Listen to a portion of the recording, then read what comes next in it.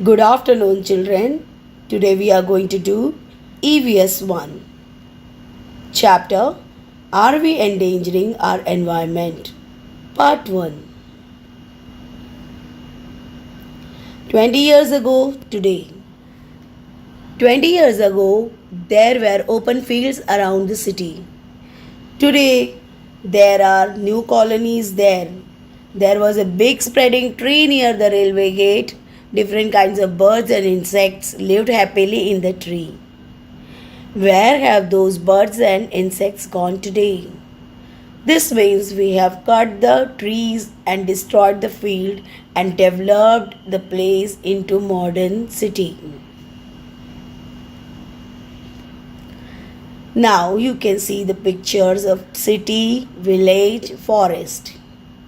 What similarities do you find between a city, a village, and a forest? What differences do you find between them? Think and answer. The progress made by human beings. Man is more intelligent than all other animals. He makes uses of his intelligence to make his life more comfortable. All living things make use of what they find in their environment. But only man can carefully study the things in the environment. He produces new things from material in the environment. Let us see how. This is a story of about 150 years ago. Researchers found out how to use mineral oil. Man now had a new and useful fuel to use. He then invented some vehicles that would run on this new fuel.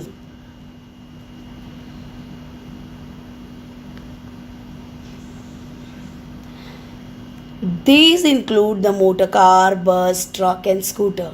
They also developed railway engines that would run on coal.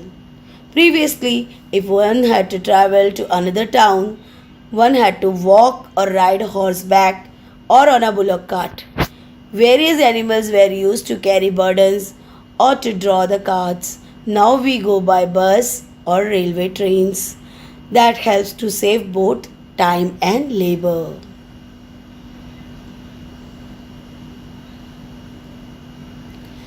We take up various schemes to make our life easier and prosperous. We build dams to satisfy our need for water. We build roads and railways for transportation. Factories are set up to manufacture all the things we need. We build houses so that everyone can have a shelter of their own. The things we need to do all this have to be obtained from the environment. We get them from places like forests, farms, and mines. Water is used in the factories and then the wastewater is let into rivers. All this has an effect on the environment. If the environment is harmed, it has harmful effects on all living things, and man is no exception.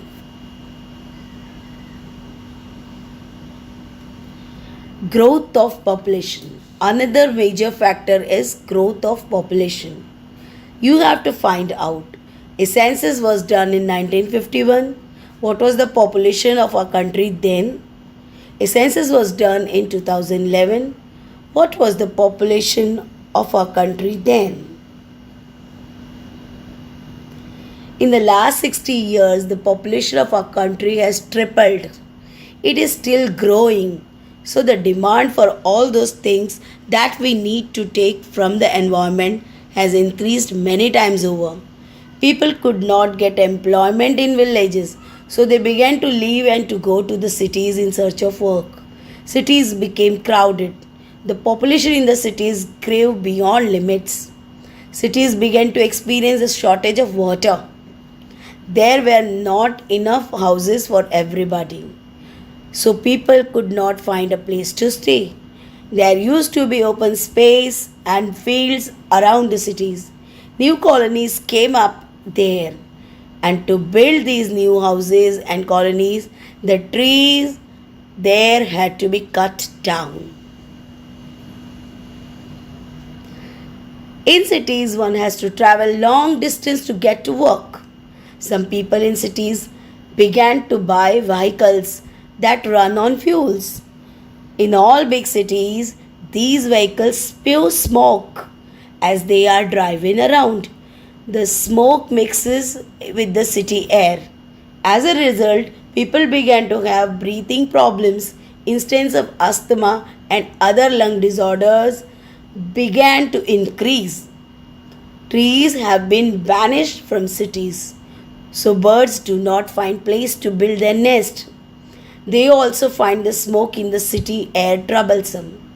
They are no longer sure of getting water when they are thirsty.